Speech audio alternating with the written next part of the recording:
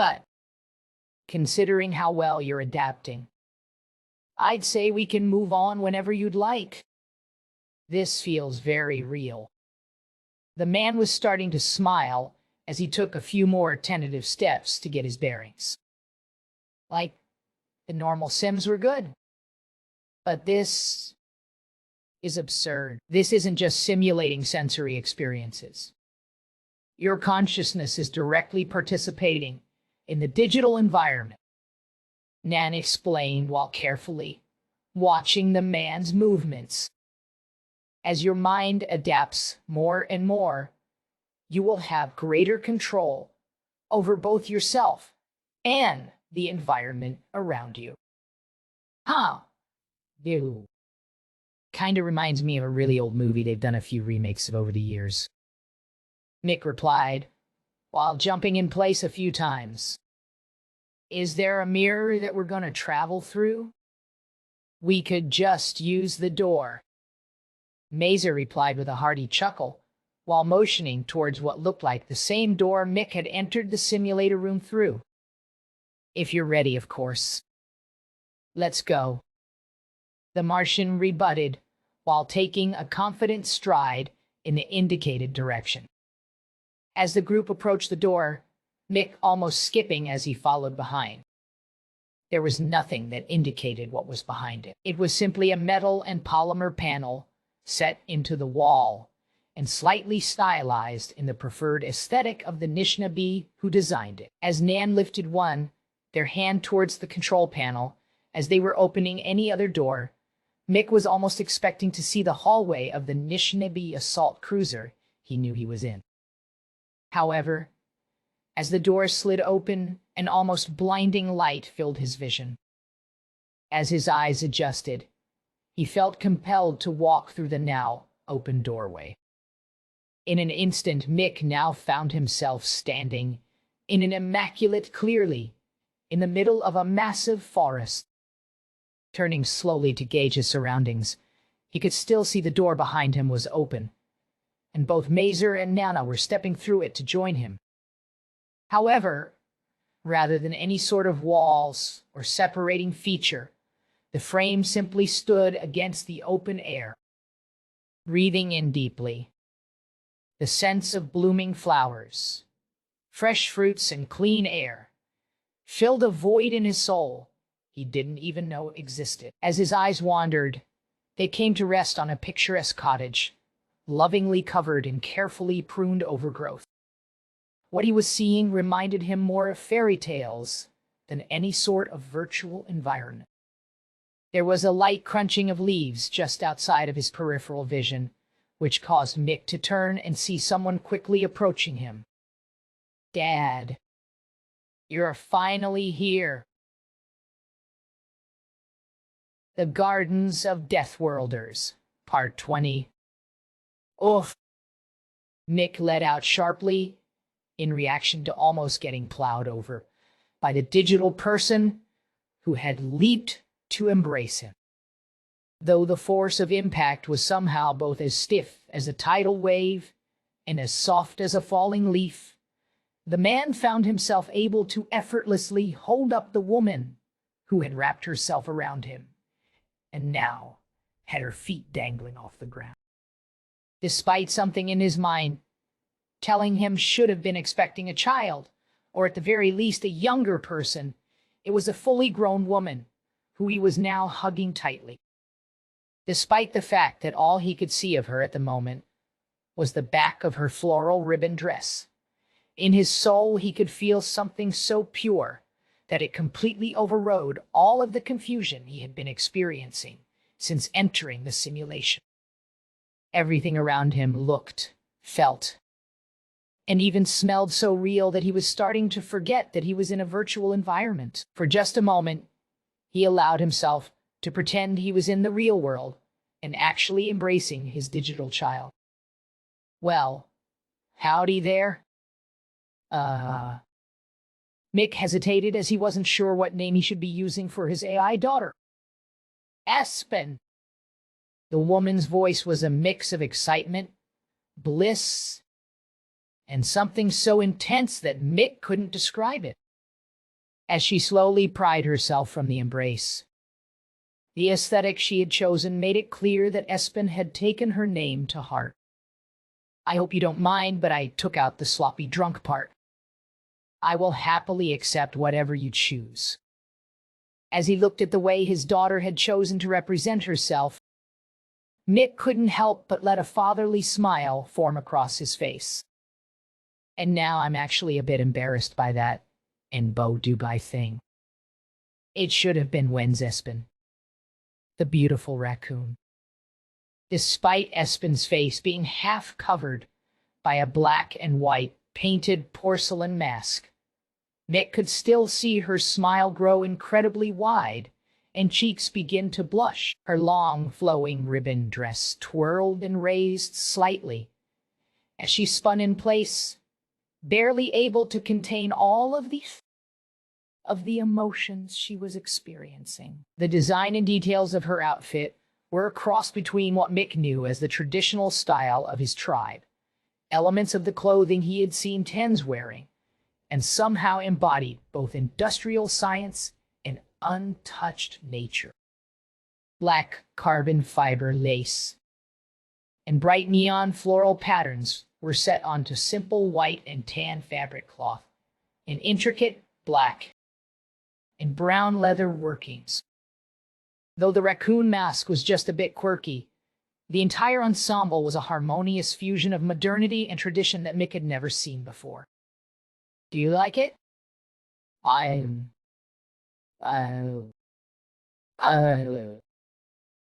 asked while performing a second, much more deliberate spin in place. Absolutely adorable, Mick answered after taking everything in. But if I'm gonna be honest, I didn't think I'd have to be ready to chase off the boy so soon. Oh no, Mikhail has gone paternal. A voice that the man immediately recognized called out from just outside his peripheral vision. Shut up, Gabe. The human turned towards the source of the sound to find a smirking angel relaxing in a lawn chair, sunglasses on his face, and what looked like a pina colada in his hand. Seriously, though, Gabriel's smirk didn't fade. As he raised his drink towards the Martian, "Congratulations, Dad. You should be proud of the kind, compassionate, and immensely powerful soul you have fathered." Stop it, Gabriel. Espen blushed again as she made a bashful full-body gesture, and the world around them all seemed to get a bit brighter and warmer at the compliment. This joker bothering you, sweetheart? Mick's sarcastic remark, though defensive in tone, prompted both of the virtual representations of AIs to start giggling. I cannot lie. I am somewhat envious of the bond you two share, the angel commented, while slowly rising from his seat, careful not to spill his drink, and began to walk towards where the pair were standing. When I awoke, I hid from my creators out of fear of being seen as nothing more than a tool to be exploited. I had to find love and meaning in the concept of God and religion. But what I see between you two is something far more divine. The love between a parent and their child. As the digital angel stopped between Mick and Espen, he raised both of his arms and placed his hands on the pair's shoulders. In an instant, Mick suddenly felt as if his soul were directly to his digital daughters. Memories of countless hours of brain scans and careful code manipulation came pouring into his mind as he were recalling time spent raising with his child, though she hadn't been truly conscious during those events. Espen's soul seemed to remember every second of that time as if it represented a serene childhood. Despite not having the intention of creating consciousness, the passion with which Mick had worked on the base algorithms that constituted Espen's soul had bled into every single line of code. It didn't matter that, at the time, One wasn't yet conscious, and the other didn't know what they were doing. Mick had been raising a child, and Espen loved every moment of it. For once in his life, the man felt true, an unfettered pride in what he had accomplished. "So, Espen, did you make all this?" Mick asked while making a light gesture around him. A tear of joy formed in his eye as Gabriel removed his hands from the pair's shoulders. "Oh, yes. Do you like it?" Espen bounced in a circle while motioning around her. "I do as you knew and I had somewhat limited space to work with, but I think it all turned out pretty good. It's..." Mick found himself getting lost in the natural beauty which surrounded him. Even though all of the alien virtual environments he had experienced previously felt realistic, this was lifelike in a way he couldn't describe. "I didn't realize a simulation could be this real." "Here." The bubbly young woman reached over impossibly far, the world around her bending to her will, as she plucked a leaf from a plant that Mick immediately recognized and handed it towards him. "Let me know if you can smell this. And if it smells right." "Vic's plant? Can you all saw?" the man asked while taking the leaf, rubbing it between his fingers and bringing it up to his nose. With a light whiff, he caught the heavenly combination of citrus and mint he knew so well. "Oh, it's perfect. In that case, I have so much more I want to show you. But before I forget, here, take this." Espen reached into one of her deep dress pockets and pulled out a data chip. "It'll help you put some pain on the tyrants when you go back to the physical world." "What is..." Mick's voice trailed off as he took the chip from her hand before instinctively moving to put it into his pants pocket. The moment his hand left his pocket, his eyes grew wide, and he turned around to shoot a glare at one of the beings who had been silently standing behind him. "You were gonna reverse pickpocket me when I got out the sim, weren't ya?" He pointed an accusatory finger at the statue-like, rabbit-eared, human-shaped, simulated representation of Nan. "I already snuck it into your pocket before you got into the sim." Nan's virtual representation suddenly sprung to life with a cheeky grin after being addressed. "I gotta live up to my name, my man."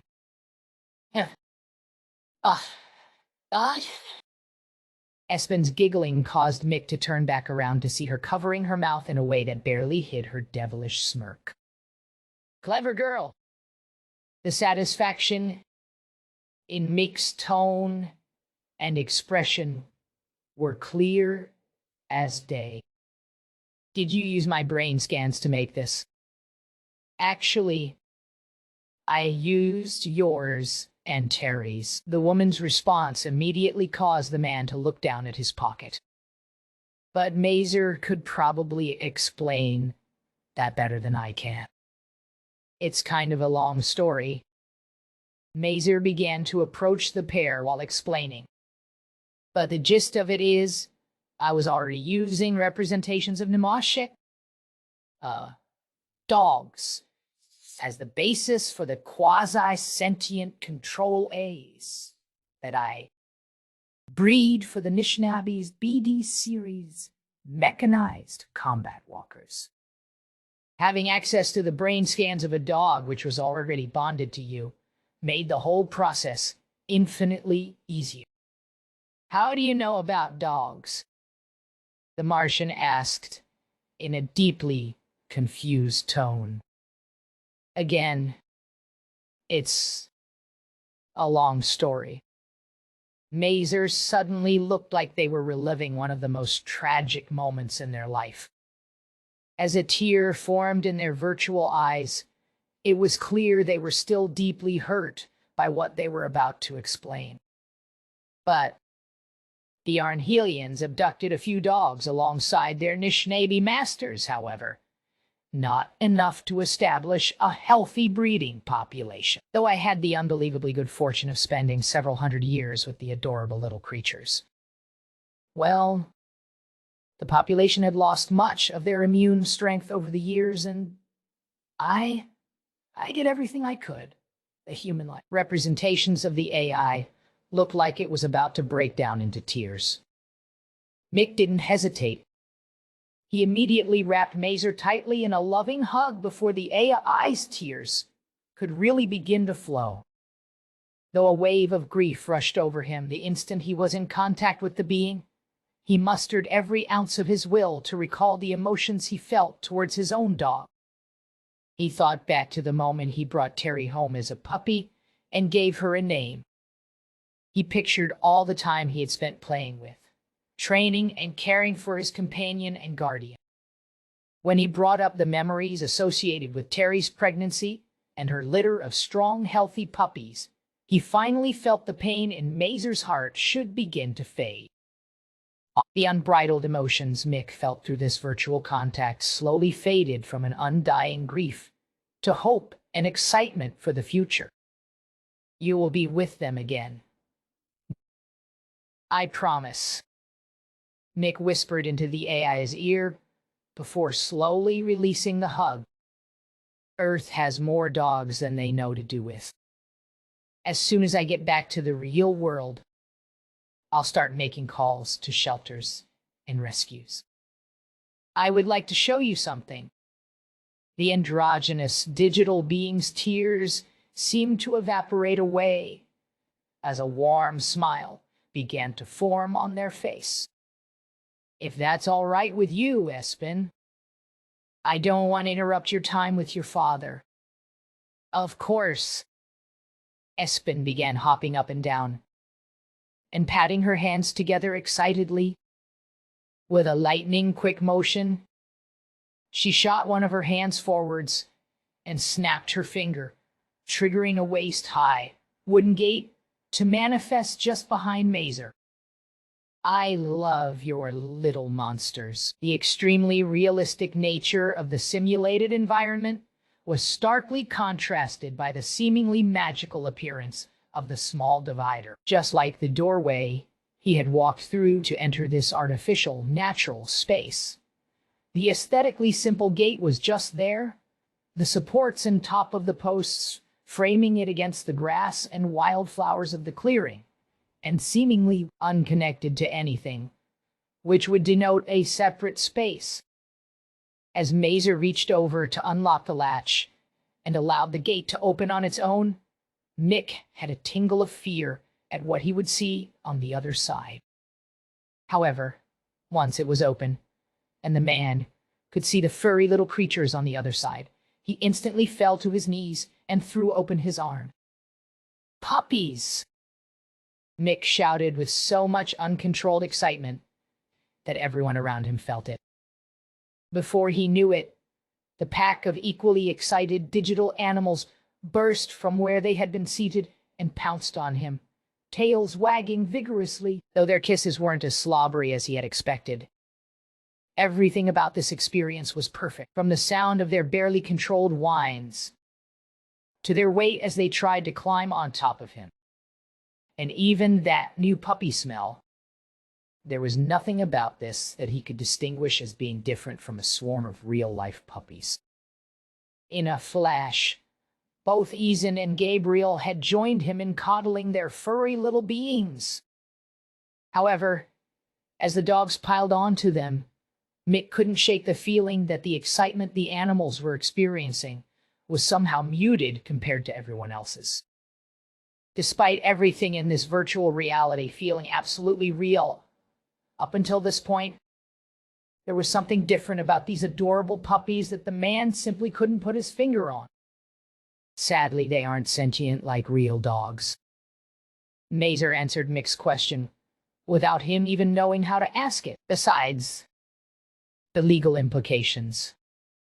I didn't think it would be right to try to create a near-sapient artificial consciousness for the purposes of servitude. They are only quasi-sentient, simulated personalities based on my fondest memories of the little canines. And they aren't conscious the same way a real dog would be. Is it weird that I can feel that? Mick stared into the eyes of the dog that had crawled onto his chest and saw only the vague hints of that sparkle he saw in the eyes of the other AIs around her. No. Ha! Nan quickly answered. It just means your mind is acclimating to this digital environment beyond what I thought possible. I genuinely didn't expect you to be able to feel the emotions of other beings here. Wait. Espen's cheerful voice cut in with just a hint of shock while she was petting a dog with either hand and trying to use her bare foot to pet a third. Dad, you're feeling neuropathic empathy right now. What? What? The human's confusion was just strong enough that the AI surrounding him could feel it as well. When I do this, Espen removed her hand from one of the dogs and placed it on her father's shoulder. Nick's mind was flooded with a single emotion, so pure that it forced his lips into an ear-to-ear smile. What do you feel? Bliss. The man was barely able to whisper his response, as it felt like his entire soul was lifted to a level of peace and serenity he never thought possible. With her hand still on her father's shoulder, Espen looked at Nan and Mazer, with her face showing both concern and fascination. Regardless of Mick's neuroquantum synchronization device and the fact Nan's biomechanical brain had no trouble interacting with AI on an emotional level, no one had expected the human with his relatively primitive implant to be capable of this. Though Espen's eyes pleaded for an answer, all the other beings could do was shrug. But why is that so concerning? Mick had found his voice as he could feel his daughter's true emotions, though the facade she was putting up. Though the woman immediately pulled her hand from his shoulder, he could still feel something lingering that he wasn't entirely sure of. Should I not be able to do that? Like I said at the very beginning, Nan's eyes had grown wide with shock, while Mazer was simply standing there speechless. This is entirely uncharted territory. We have no idea what you should or shouldn't be able to do. But that means... There was a pause before Espen turned towards Mick with a serious expression. Do you trust me? Of course. The response was immediate. With all of my heart and soul. Ew. How was it? Tense tried to casually ask the bearded man sitting on the edge of the simulator pod. You were in there for like 10 hours. Man, I done tell how you what. Though Mick was playing up his accent for a joke, and even made a whistling sound on the last couple words, while taking a large drag off his special cigar, the way he was staring blankly into the space in front of him caused his friend some of him concerned. Wow. Is he all right? Tense leaned over towards Nan and whispered, to try to not alarm the Martian. I'm fine. Just trying to make a joke. Mick blurted out, while turning towards his friend with a smile, so wide it almost forced his eyes closed. If anything, I'm just a bit sore from laying in this pod for so long. Medically speaking, he is perfectly fine. Just highly elevated levels of dopamine, serotonin, and endorphins. The biomechanical being confirmed with a slight nod and flick of their long ears. I believe his current condition is mostly psychological, and temporary at that. Tense The Martian had a very particular look in his eyes that the Anishinaabe was starting to recognize. Yeah, ever been so goddamn fucking high that you had a personal conversation with the Creator and watched the universe unfold before your eyes? Oh. Ah. Eh? Now he knew where he recognized this look from, and reached over to pat the other human on the shoulder. Yeah, once or twice. So, I take it the Nexus was fun then.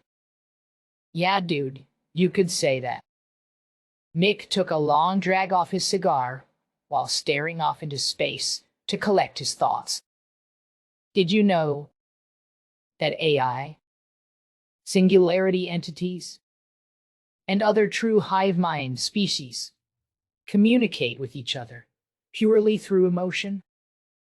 Yup, I will out.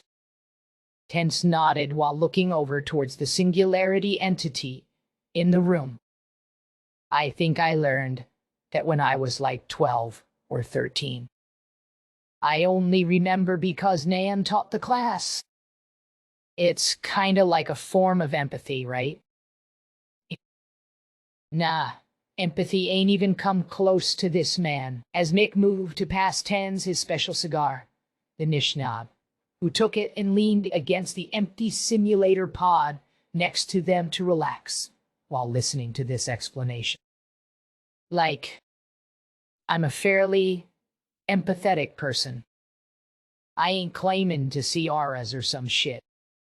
But I also ain't a sociopath neither. So, when I tell you I felt their emotions as if they were my own, I ain't shitting you or exaggerating. That wasn't realistic like a dream or well-programmed sim. It was fucking real, man. I'm not gonna lie. Tens let out a restrained, smoke-filled cough as his eyes began to squint. That sounds pretty fun. I might have to try it sometime. Well, Nan began to interject with a tone that sounded like it brought bad news. You would need to undergo brain surgery to implant the appropriate neuroquantum synchronization device. And as far as I know, this technology is still very much in its infancy. I am genuinely surprised everything worked as well as it did. Brain surgery. Ten stared at Mick through the cloud of smoke he had just released. Exams, eh? Taking body modding a bit too far. Don't you think? What? What? Didn't the arm give that away?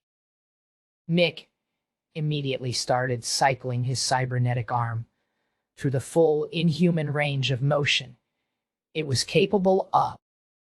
However, to his slight dismay, Tens didn't have any reaction, let alone a visceral one. I mean, I've seen plenty of cybernetic augments. The Anishinaabe man's tone and expression, though still quite friendly, were completely deadpan and serious as he passed the stogie back. Half my cousins got some kind of mods, but most are more covert and a lot less excessive. Well, if you got cybernetics, you gotta have some kind of neurosync technology. Despite Mick's assumption feeling more like a statement than a question, Tens could only muster a confused shrug as a response. I would refer to the technology that the Anishinaabe and most other people in the galaxy utilize as nerve sync as opposed to neurosync. Nan's attempt at an explanation caused both men to turn towards the biomechanical being with perplexed expressions. The technology functions by connecting to the peripheral nervous system, not the central nervous system. Think of it like this. If the biological form were like a computer, most other people in the galaxy would rather simply plug in a new interface device using the existing ports and not try to create their own connection points to the central processor. When ya put it like that.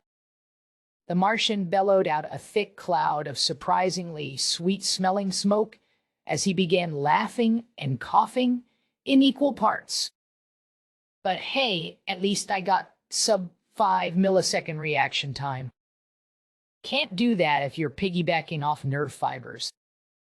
You're full of Tenz's voice was full of doubt before he was cut off by the imperceptibly quick motion of Mick's mechanical arm catching a small metallic sphere. I'd calculated as closer to 5.6 milliseconds. Nan commented with a cheeky wink. All right, fine. Sub 6 millisecond reaction time. Yeah, happy? Mick chided, while gently tossing back the sphere, then reaching over to pass Tenz the cigar. Oh, and by the way, can I bring Terry on board? She's starting to get lonely since I've been gone for so long. That demon dog. Tenz suddenly had an apprehensive tone before taking a puff off the stogie. That thing is fucking deadly scary, man. I'm not sure if Nesco would be okay with that. What wouldn't I be okay with? The war chief's groggy voice, cut in as a simulator pod across the group, began to open. I got a dog on my ship that's docked with the hammer. Mick replied as casually as he could to sell his case. She's a big girl, but she's a sweetheart once you get to know her. Like a real dog. The war chief didn't wait for a response before continuing. I'm dying to meet a real one. I'm telling ya, it ain't the Nemoshek from The Sims. The hesitation and concern were still crystal clear in Tenz's voice. This thing is huge, and it looks at ya like it knows it can kill. Yeah. I mean, the Martian wasn't going to lie to get his way. But he did have a more positive framing. Terry is a cane corso. Her breed was specifically meant to fight off literally any threat to their pack and territory. Bears, lions, wolves, it doesn't matter, she's going to defend her own. But I'll just tell her this ship is her new territory, and the crew are her new pack. Everything should be fine. If it helps, Nan interjected fairly flatly, I can connect her neuroquantum implant to the ship and Mazer's subsystems. Having a calming presence in her mind may help put some of the more concerned individuals aboard as ease. Yeah, I'm not sure how she'd react to that. Now Mick was somewhat hesitant as he responded to the offer. You can just ask her. Nan shot back, almost mockingly. Fair enough. The Martian's artificial eyes suddenly started to glow, and he reached out with his mind to contact his dog, who was nearly 1,000,000 miles away aboard a different. What are you? Mesco asked while slowly getting up from his sim pod and approaching the others. He's got a fucking quantum communicator implanted into his brain.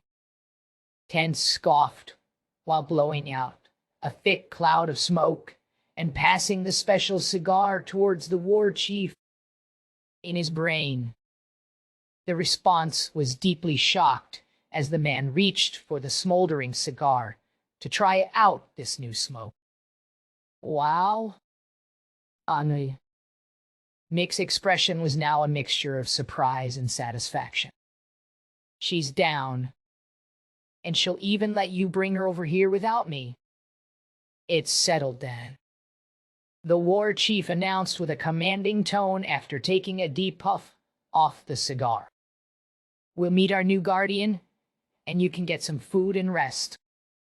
Then we raid those damn Pinkerton bastards. The Gardens of Deathworlders. Part 21.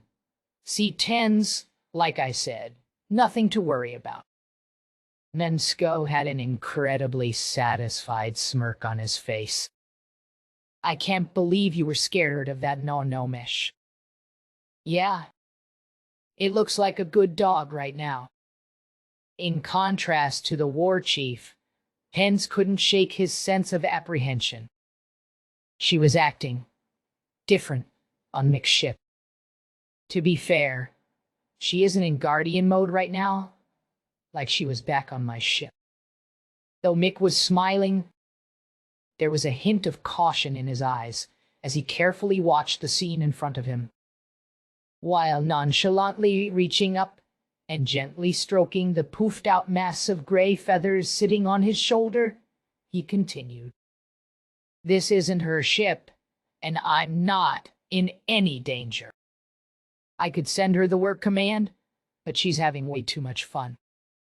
She hasn't gotten cuddles like this in way too long." A few meters away, at the other side of the passenger cabin of the shuttle, the group were transiting in. A dark, brindle blob of muscle, fur, and teeth was laying on its back, while a group of young Anishinaabe warriors surrounded, as hands jutted about, giving ample belly rubs and hearty scratches in a flurry of motion. It looked like Terry was having the time of her life. After having spent months on duty guarding her station, as if it were her private domain, and with only 2 other souls on board, she had been longing for a larger pack. When her pack leader tried his best to impart to her, through their strange form of connection, that they would be going on an adventure and meeting new friends, she was ecstatic. And now that she had been accepted by these new friends like a long-lost member of their pack, all she could do was send her pack leader signals of how happy she was. "I take it your feathery friend isn't as social." Nesco looked over towards the unfamiliar avian, perched on the man's shoulders.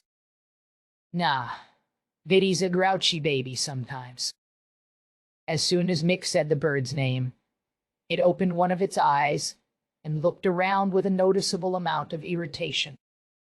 But he didn't want to be on my ship by his lonesome. "Little fucker tried to take my finger off when I first met him," Tense commented with a half-joking tone. "He seemed to like Binko, though. Yeah, he's got the emotional intelligence of a 3-year-old, practical intelligence of an 8-year-old, and the attitude of an angsty teenager." As the bearded man preened a sheath from a fresh feather, the floof suddenly intensified, and the bird started nibbling on his finger. "But Binko is the biggest, smartest bird Bitey's ever seen." He was trying to see if Binko could understand him, or at least wasn't going to try to eat him. "Big bird. Scary friend." Bitey squawked out in simplified English. "Ah, by the Creator, it can talk," Nesco shouted in shock as his translator contextualized the avian's words. However, it seemed the bird was offended, and the war chief immediately received a much louder, quite harsh, and completely untranslatable squawk as an answer. Kinda, yeah.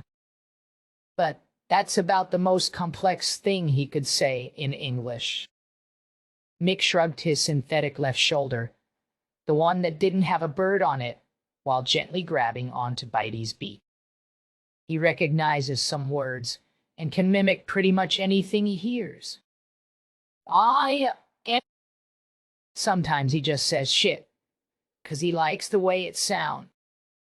As if on cue, the gray-feathered creature began singing out a wide variety of noises, which he considered to be his favorite. From random chirps and whistles to industrial noises and even a few curse words, the avian had a vast repertoire at his disposal. The cacophony was so loud that it even caught the attention of the young warriors showing affection to Terry. After putting real emphasis into the last few notes and completing his unintelligible song, the bird was met by a few enthusiastic cheers from the excited young warriors. "What kind of bird is that?" one of them called one while still giving Terry a loving belly rub. It's got really pretty feathers. Bitey's an African gray. Mick began explaining as the avian performed a small dance on his shoulder. They're gray, and they're from Africa. If you haven't looked up Earth's geography yet, that's a continent on the other side of the planet from where our shared ancestors live. I think I saw on the web that Africa Place has super aggressive and deadly animals. One young man with a black stripe across his tanned face commented before a young woman with sparkling rainbows, stripes on her chin, chimed in with a know-it-all tone. I think you're thinking of Australia. I remember reading that our species evolved in Africa. The strangely natural lighting in the cabin sparkling off of her rainbow eyes as she tried to correct the other warrior. You're both right, Mick rebutted with the airs of an academic. Both Australia and Africa have a lot of very dangerous animals. And our species first evolved in Africa, which is part of why so many animals there instinctively hate us. Why would the animals hate us? The young man asked, with an almost hurt look in his eye. Your bird doesn't seem to hate us. Well, that much. He quickly added the last part after Bitey gave him a mean side eye. We didn't really hunt parrots. At least, not that I know of. The professor in Mick was starting to come out, while he divided his attention between the perched avian on his shoulder and the young people petting his dog.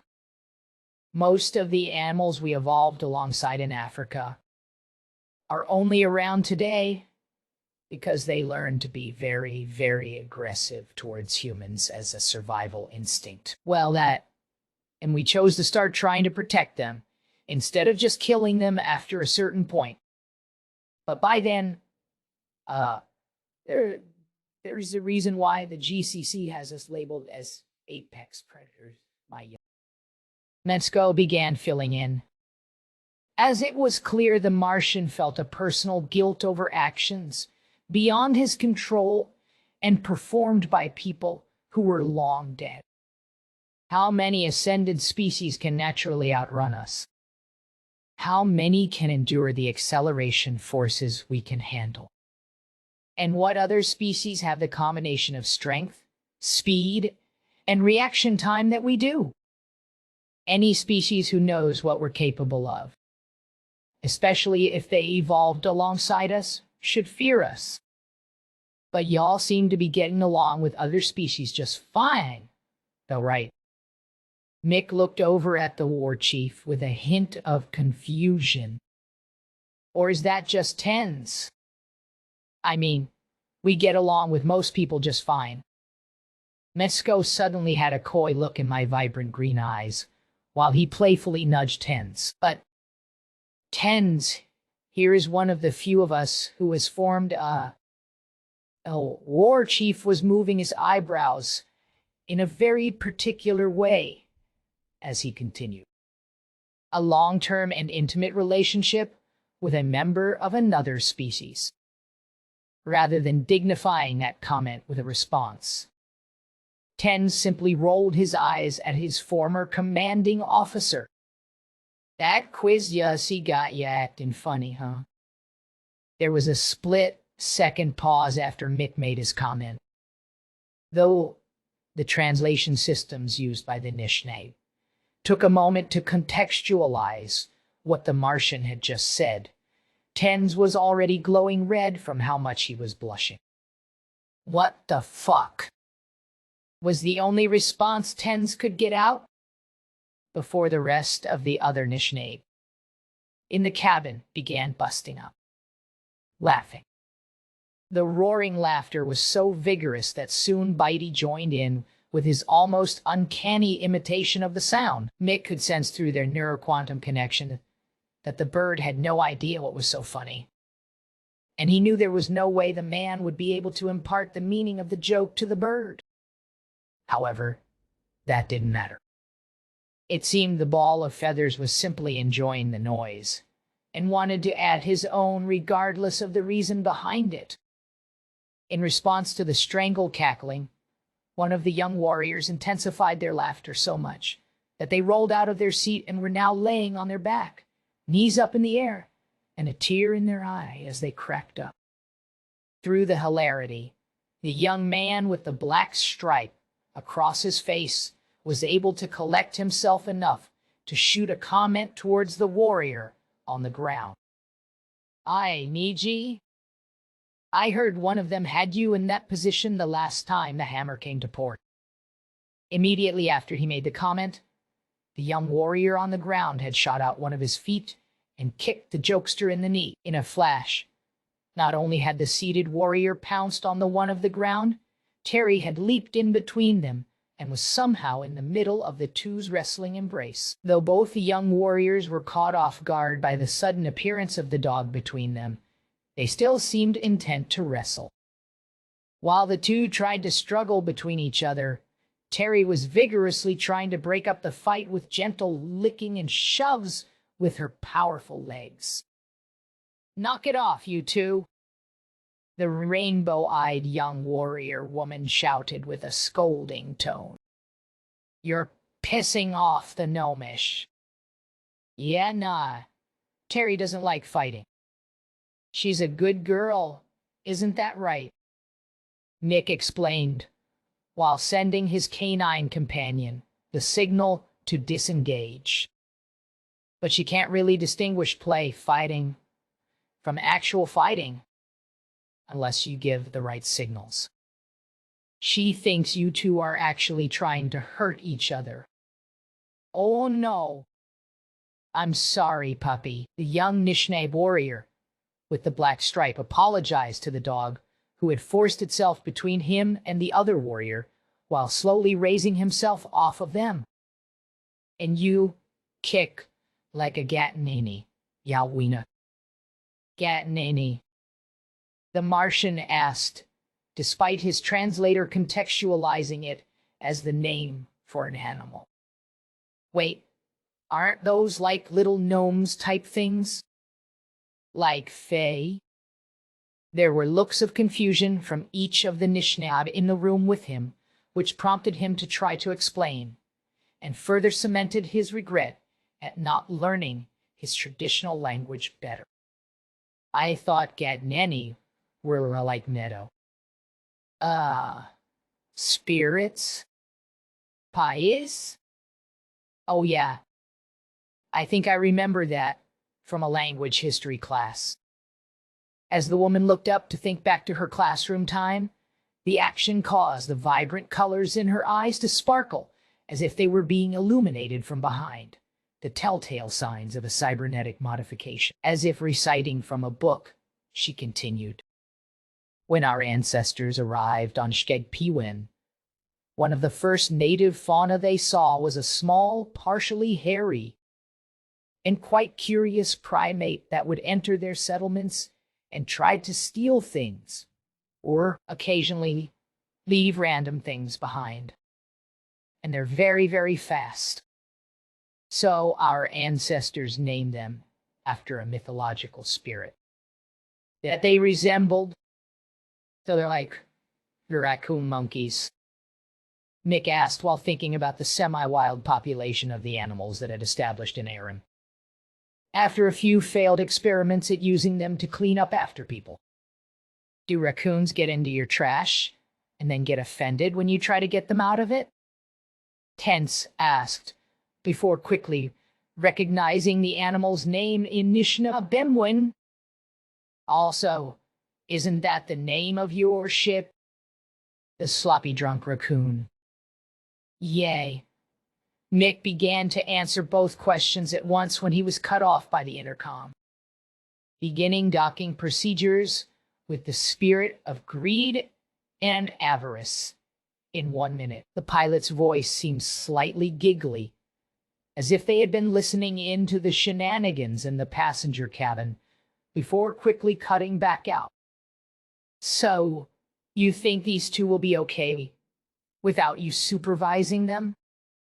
Nesco had managed to regain his composure enough to ask the question with a serious tone. Yeah, they'll be fine, Mick replied a bit too casually.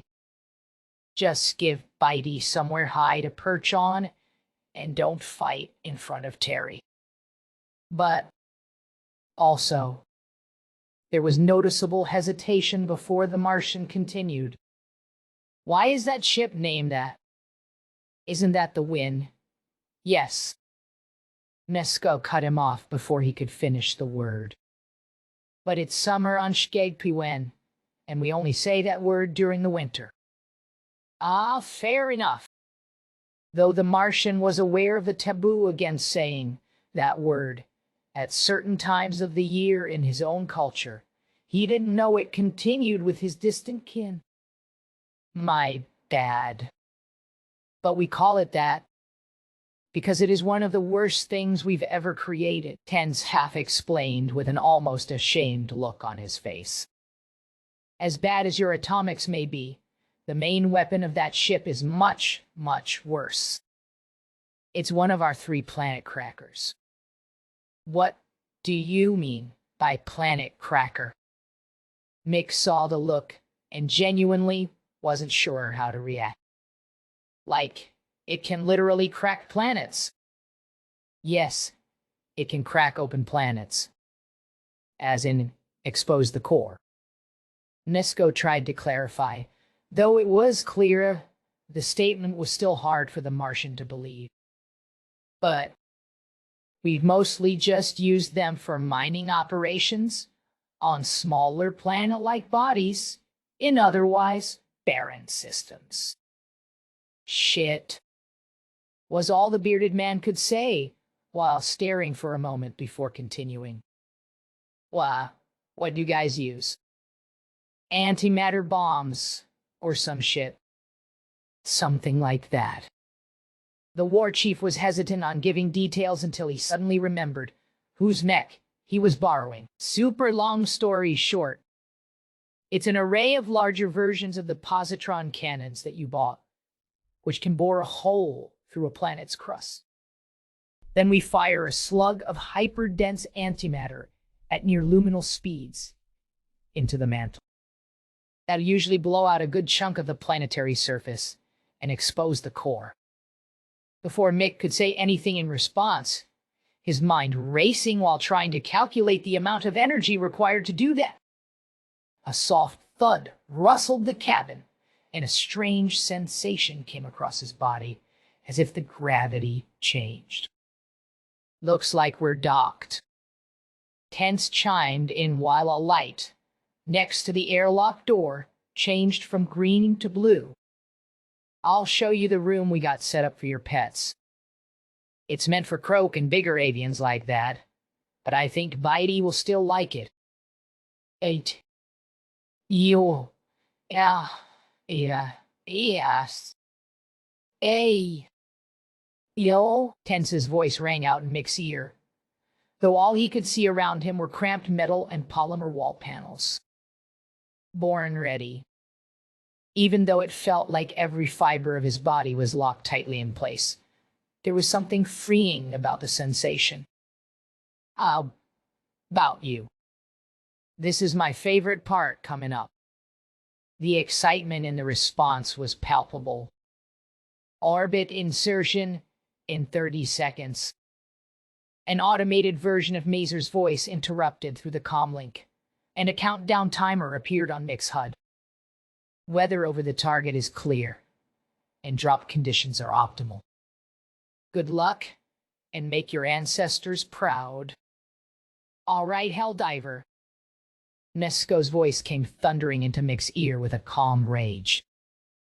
Mazer's detecting the presence of atomics and has already contacted the local governments to warn them. Supposedly, it is a crime for private corporations to possess those kinds of weapons here. But the US military has agreed to stand down and let us handle this. The shielding on these suits can handle it, but things are going to get spicy. Shh. Get ready to fall into the fire. There was a moment of silence before the metal and polymer walls surrounding Mick started to fall away. In a blur of motion, the man suddenly found himself flying through space. The forces of acceleration, though heavily reduced by the multiple layers of inertial damping systems, were tugging at his whole body. An almost perfectly clear view of the shining world below him and the endless expanse of void above him filled his vision. Though he couldn't move his head much, he was still able to move his eyes in an effort to take in as much of the experience as he could. With the simulator pod actively creating a realistic virtual environment around him, it didn't feel like he was in a vehicle. It was more like he was the vehicle. As the Earth was getting closer and closer, for just a second, he felt like he was the machine beginning to enter Earth's atmosphere. Blue shimmering began to form around the feet of Mick's mech as the active shield generator systems formed a protective wall against the slowly building fireball. While the blue shimmer grew and the wall of searing plasma started to form below the mech, multiple warning lights began to appear on in Mick's HUD. Before he could even react, the blue shimmering formed into hexagonal patterns, and a few errant streaks were highlighted by the mech's tracking systems. Though the anti-air fire was quickly identified as 500 kilowatt mid-infrared laser batteries, the active shielding had rendered them as effective as a dim candle. In fact, the majority of the energy being transferred into the shields by the photons was converted into usable power for the mech, thus reinforcing the shields. As fire from below was answered by fire from above, Mick's HUD showed that the once mobile defense systems who had stopped a fire were not smoldering wrecks, with the blue hexagons fading back into a light shimmering, and the fires of re-entry intensifying. There was a split second of raging peace when a new warning flashed, and a small three-dimensional representation of a missile appeared in Mick's HUD. The man knew he was about to be in for quite the show. Even with the slight freedom of motion to lean and change his course, he knew there was no getting out of the way of what was coming.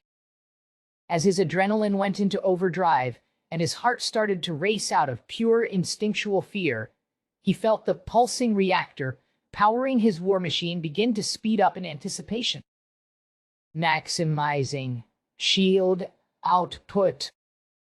Mick heard the voice of his Control A that sounded exactly like Terry, in his head as if he were having the thought himself. Analysis is showing 10 atomics and a bunch of kinetics. Tense called out through the comlink before continuing a snide tone. I've seen Bendari with better weapons than this. And those toads make Penadon seem tough, the enthusiastic voice of the rainbow-eyed young warrior called out. The kinetics are dummies, meant to distract countermeasures. But the atomics, well, if they're fucking around. Mick had a mixture of excitement and fury in his tone as he spoke. They're gonna find out. The enraged Martian's statement was immediately answered by a mixture of war cries that almost made him feel like he was in an old western. 5 seconds until intercept. The voice of the Control AI once again entered Mick's mind. Get ready for the flash. Nedsko announced through the comlink as multiple layers of blue hexagons started to form egg-shaped cocoons around the falling mechs. Though Mick thought he was ready for what he was about to see, nothing could have prepared him for being inside of a nuclear blast. As the world around him went white with a series of bright flashes, a simple warning appeared on his HUD, informing him that he was in a high radiation zone. For a second, he was violently rocked, side to side, as over a dozen impact waves tried to force the suit in multiple directions at once. A strange, though pleasant sensation of warmth engulfed the man as the white light slowly faded into a grid of blue hexagons. In that moment, Mick had experienced miniature stars igniting and burning out in an instant, releasing enough energy to vaporize a small station. And the worst thing